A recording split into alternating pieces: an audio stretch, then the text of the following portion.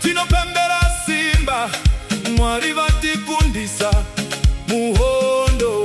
Tinopembera nyasha, tinopembera minana, chechi yose kaitambe nasi.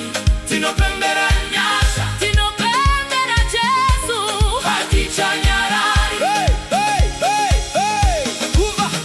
Kuva pamadota makati mutsa, kuva murima makati budisa, kuva mukuchema makati paruyo. Nyasha zenyu zatikunda, zatikunda, zatikunda, nyasha zatikunda. Takafamba nzira dzakaoma asi makati vataroko, nasi tavava pupuri veza makaita Mwari. Maita, Maita Mwari, maita.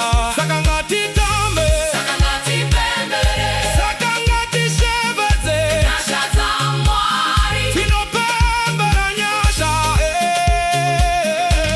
Tinopembera nyasha, tinopembera rudo Jesu atizazizane mufaro.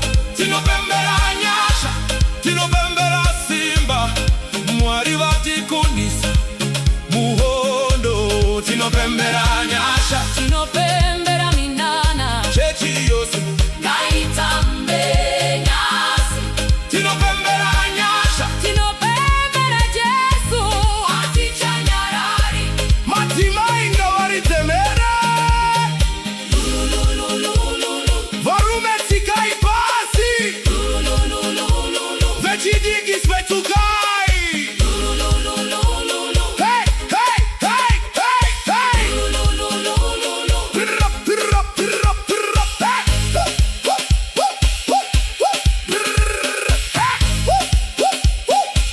Pirra, pirra, pirra. Hey, hey, hey, hey.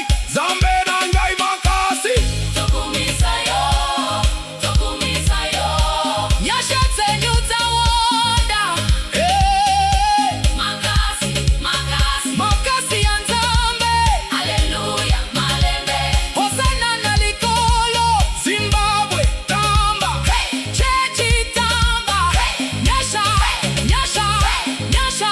Tinopembera nyasha. Jesu, Jesu, Jesu, Jesu, Jesu. Tinopembera Jesu. Jesu, Jesu, Jesu, Jesu, Jesu.